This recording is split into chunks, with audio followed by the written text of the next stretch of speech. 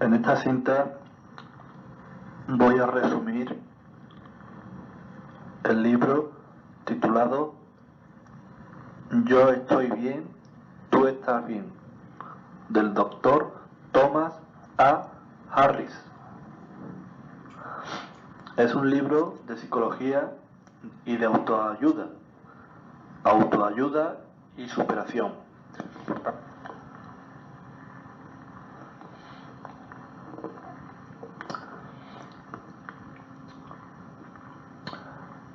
Lo que ha sido puede volver a ser.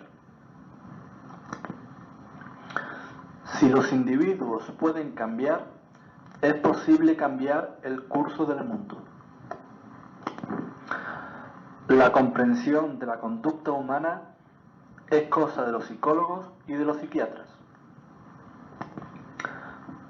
La gente no vive ni la mitad de bien de lo que ya sabe cómo debería vivir.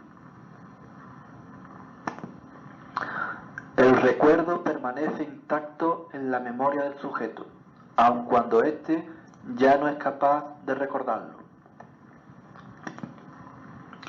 El cerebro funciona como un magnetofón de alta fidelidad, grabando en una cinta, por así decirlo, todas las experiencias vividas desde nuestro nacimiento.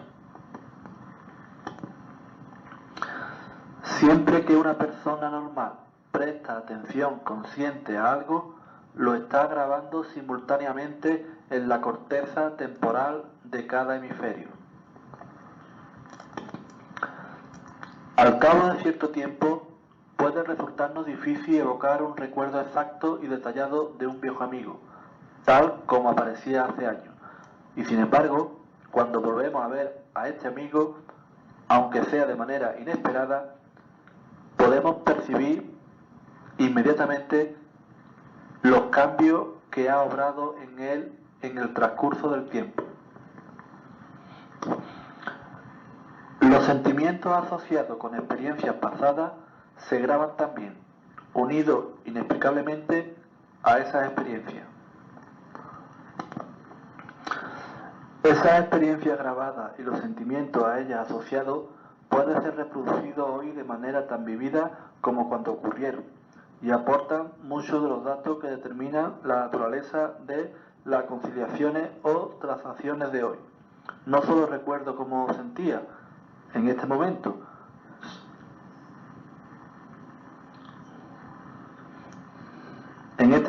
siento de la misma manera. Si miramos y escuchamos a las personas, las veremos cambiar ante nuestros ojos. Estos estados del ser no son papeles, sino realidades psicológicas. No podemos borrar las grabaciones, pero podemos decidir no reproducirlas. Para un niño puede resultar más seguro creer en una mentira que dar crédito a sus propios ojos y oídos. Nuestras primeras experiencias, a pesar de ser inefables, se grabaron en nosotros y se reproducen en el presente. Si todas las experiencias y sentimientos se graban, podemos comprender el pánico, la ira o el miedo extremado que sentimos en ciertas situaciones actuales como una nueva vivencia del estado original del pánico, ira o miedo que sentimos siendo niños. Todos los hombres se jactan del mejoramiento de la sociedad y ninguno de ellos mejoran. Declarar que tenemos problemas no resulta una ayuda muy valiosa. Más atinado es el hecho de que la mayor parte de nuestra energía, día tras día, se emplea en la adopción de decisiones. La vida no sometida a crítica no es digna de ser vivida. Las causas del comportamiento humano se encuentran no solo en el pasado, sino en la capacidad del hombre para contemplar el futuro o calcular las probabilidades. Una alucinación es un fenómeno provocado por un estado de angustia y de tensión extremadas, en el cual lo que en una ocasión extremada una ocasión pasada se experimentó externamente, como es abandono, rechazo, crítica, acerba, pues se vuelve a experimentar externamente a pesar de que no hay nadie. Una experiencia grabada adopta visos de realidad y la persona oye voces que existieron en la realidad pasada. Muchos de nuestros cambios de humor depende de la reproducción de este tipo de antiguas grabaciones. La mayoría de nosotros alejamos los sentimientos melancólicos y gozamos con los placenteros. Una persona maníaco-depresiva experimenta periódicamente graves e inexplicables cambios de humor. En la fase maniática u optimista se siente eufórica, en la cumbre del mundo y llena de energía. Puede mostrarse charlatana o agresiva. Se ha dicho que achacar nuestros defectos a nuestro carácter no modifica el carácter de nuestros defectos. Decir yo soy así no resuelve nada. Decir yo puedo ser diferente, en cambio, sí. El tiempo es lo que más deseamos tener, pero por desgracia lo aprovechamos menos. Podemos especular acerca de los dos extremos de nuestra existencia terrenal. Podemos creer en la inmortalidad ante la imposibilidad de comprender la muerte, pero en nuestro esfuerzo por definir el espacio, en nuestra definición del tiempo, debemos partir del lugar donde estamos. Lo único que podemos saber es que el promedio de vida del hombre es de unos 70 años. Lo que haremos con esa porción que se nos otorga es cosa nuestra. Más inmediato todavía es la preocupación por la que debemos hacer con los fragmentos de tiempo que están al alcance de nuestra mano. La semana que viene, la mañana, dentro de una hora, ahora mismo. La vida es demasiado breve para ser mezquina y sin embargo nuestra mayor frustración consiste en que gran parte de la vida lo es. Qué locura temer la sola idea de perder la vida de súbito y sin embargo no importarnos perderla, derrocharla en pequeños fragmentos. El matrimonio es la más complicada de todas las relaciones humanas. Pocas alianzas pueden conducir a emociones tan extremadamente o tan extremas, o pueden pasar tan rápidamente de las profesionales de máxima felicidad a la fría acusación legal de crueldad mental. Desde muy antiguo se ha reconocido que los mejores matrimonios suelen resultar cuando los cónyuges proceden de ambientes similares y poseen intereses reales similares.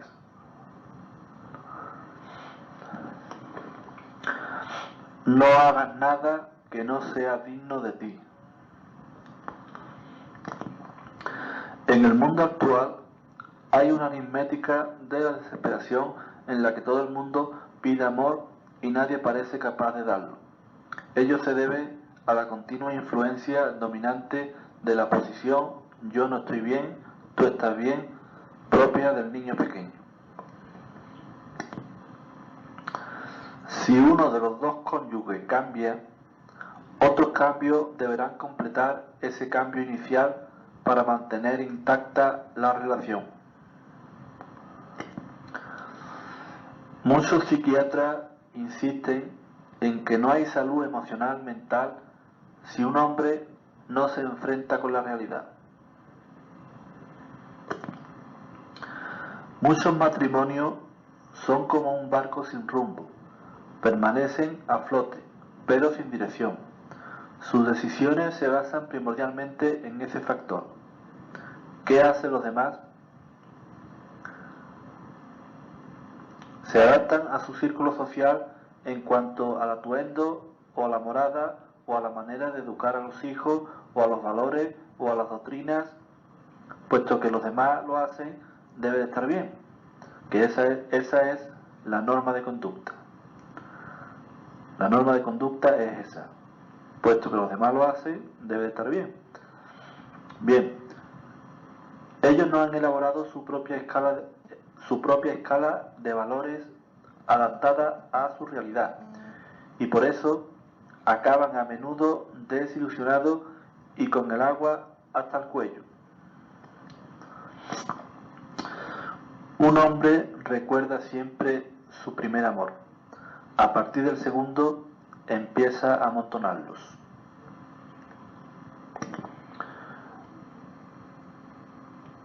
Un marido y una mujer, para determinar el rumbo de su matrimonio, deben de emprender algunas investigaciones fundamentales acerca de qué es lo que consideran importante.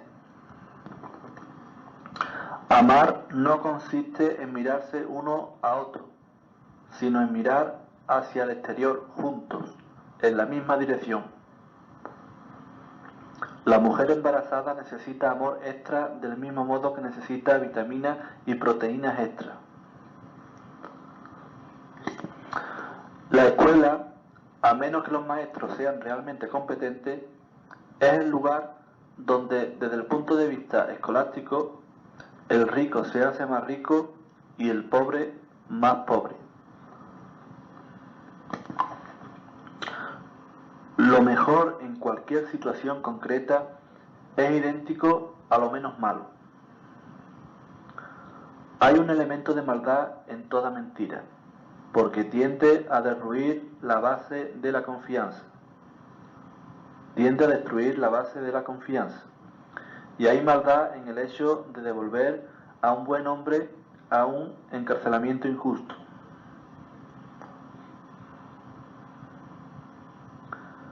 La buena persona debe sopesar esos dos males lo mejor que pueda, y el mal menor será su deber, porque la única alternativa es peor. A menudo, en tales situaciones, quisiéramos rehuir la cruel elección, pero no podemos, porque nos encontramos frente a lo que William James llama una opción obligada. La misma incapacidad de decidir es ya una decisión, y tal vez una decisión que no hará más que empeorar las únicas alternativas. El hombre que se niega a decidir, por tanto, no queda libre de responsabilidad, sino que es manifiestamente culpable. Somos tan responsables por el mal que permitimos como por el mal que cometemos.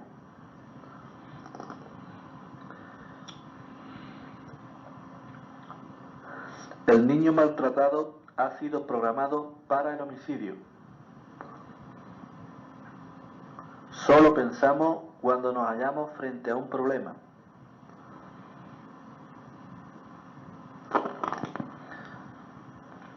La gente puede recobrarse de los síntomas de una enfermedad mental, pero no se rehacen de una etiqueta.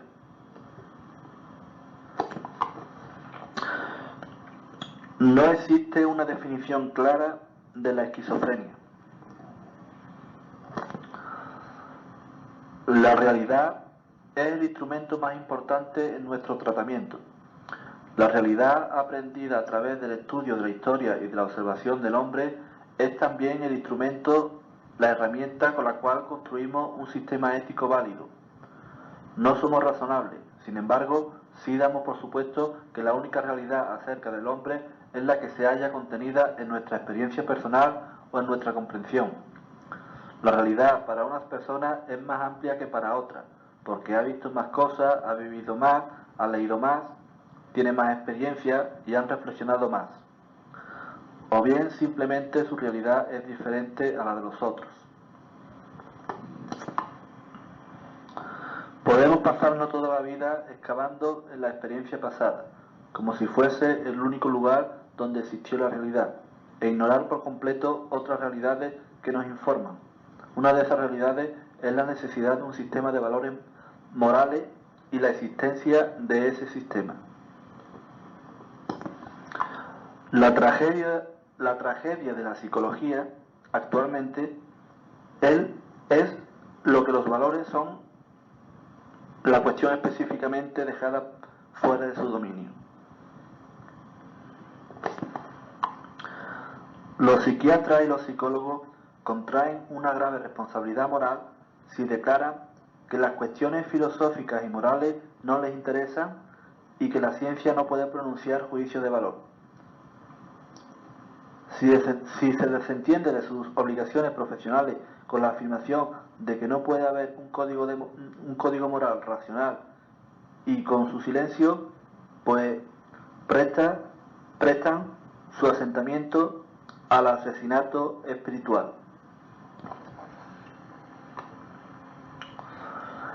Hay en el mundo actualmente 3 millones de morales con 3.000 millones de personas que viven a su aire, negando la existencia de principios objetivos capaces de gobernar las relaciones entre los hombres. Sin embargo, el hecho es que la búsqueda de esos principios objetivos y el deseo de relación constituye una realidad personal de la experiencia. Lo cierto es que la gente no puede ni quiere vivir aislada de los demás. Los que rechazan la idea de que existe un orden moral objetivo, o sea, un deber universal, deben de detenerse a considerar las dificultades que entraña ese rechazo. Los existencialistas han rechazado esa idea. Sartre sostenía que el hombre crea su propia esencia humana a través de una serie de opciones de actos que lo forman. Sostenía que el hombre, a través de sus propias acciones, crea su propia definición del hombre. Que la existencia del hombre, en resumen, precede a su esencia humana. No solo el hombre crea realmente su propia humanidad esencial, sino que simultáneamente crea toda la dignidad humana. Solo puede elegir lo que es bueno para él, pero lo que es bueno para él debe de ser bueno para todos los hombres.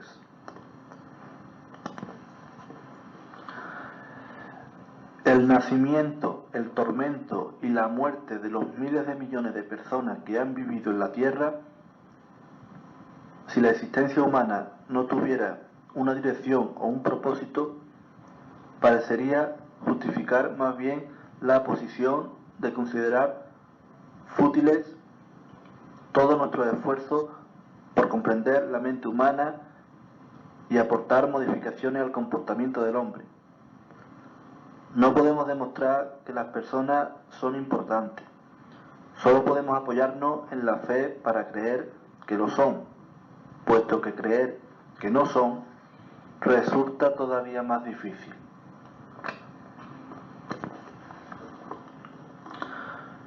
Podemos creer que el universo tiene una dirección o podemos creer que no la tiene.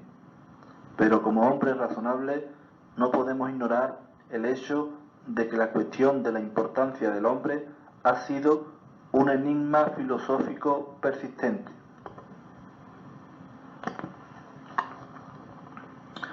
Yo soy una persona, vosotros sois personas.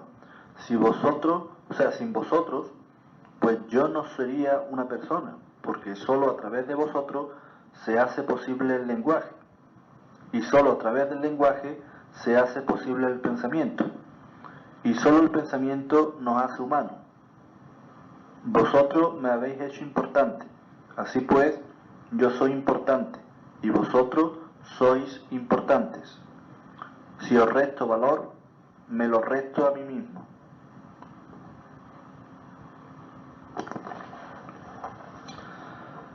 La devolución del hombre al lugar que le corresponde como persona es el tema de la redención o reconciliación o iluminación, núcleo central de toda la reconciliación o iluminación, núcleo central de todas las grandes religiones del mundo. La primera norma que se deduce de ella es el no matarás.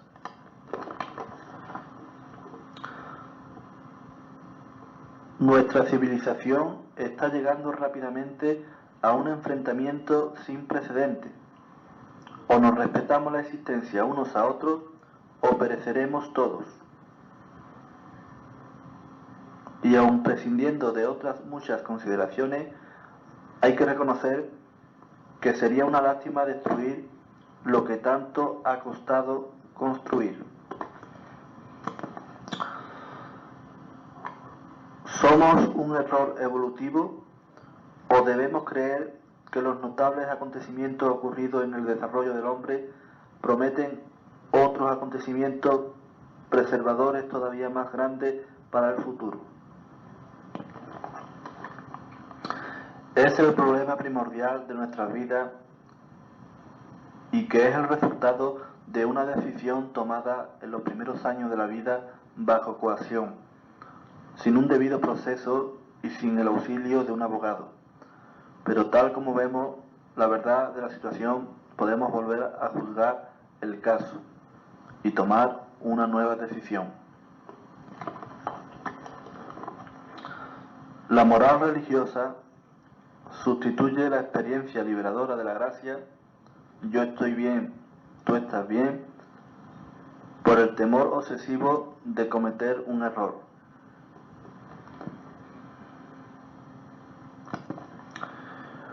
Una cosa es lo que la sociedad debería de hacer y otra cosa la que los individuos osan hacer.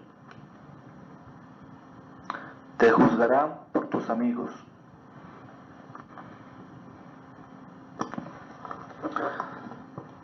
Desgraciadamente, muchas de las personas cuyo adulto no puede soportar tanta inconsistencia y tanta hipocresía, ha hecho como la del niño y del agua del baño. Han dejado escurrir por el desagüe el mensaje original de Cristo junto con las aguas sucias del cristianismo, entre comillas. Los nuevos teólogos se empeñan precisamente en la tarea de restaurar el simple mensaje de liberación personal y limpiarlo del barro del dogma institucional. Si la liberación personal es la clave del cambio social y si la verdad nos hace libres, entonces la función principal de la Iglesia estriba en facilitar un lugar a donde pueda acudir la gente a oír la verdad. La verdad no es algo que se ha instituido de manera definitiva en una reunión eclesiástica de altas dignidades, ni algo que se encuentre contenido en un libro de tapas negras. La verdad es un conjunto creciente de datos de lo que observamos que es cierto.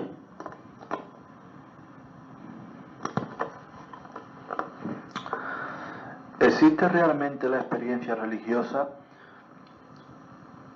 ¿O tal pretendida experiencia no es más que una aberración psicológica? ¿Se deja arrastrar la mente, como sugiere Freud, por un mero deseo? ¿O hay en ello algo más que pura fantasía? El hecho de que muchísimas personas que representan a muchísimas civilizaciones y muchísimos siglos y que incluyen a gran número de los generalmente considerados como los mejores y los más sabios ejemplares de la humanidad hayan declarado haber vivido experiencias religiosas, pues es uno de los hechos más importantes de nuestro mundo. ¿De dónde procede nuestra ideación de Dios o del más allá o de la trascendencia? Los relatos sobre la experiencia religiosa fueron inventados inicialmente con el fin de manejar a los demás alegando poderes sobrehumanos. La idea de Dios se desarrolló y sobrevivió porque tiene alguna relación con la supervivencia de los mejores.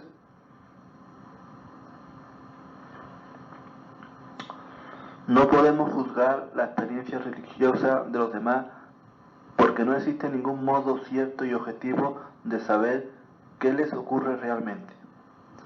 No podemos decir que la experiencia religiosa de una persona es auténtica y la de la otra no lo es. Una apreciación subjetiva. Ha H. G. Wells dijo: soy un historiador, no soy un creyente, pero debo de confesar como historiador que ese predicador pobre de Galilea es irresistiblemente el centro de la historia. Si el cristianismo fuese simplemente una idea intelectual, pues probablemente no habría sobrevivido, teniendo en cuenta sus frágiles comienzos. Sobrevivió porque su advenimiento fue un acontecimiento histórico, como lo fue la marcha de Abraham de la tierra de Ur, como lo fue el éxodo de Moisés de Egipto, como lo fue la conversión de Pablo en el camino de Damasco.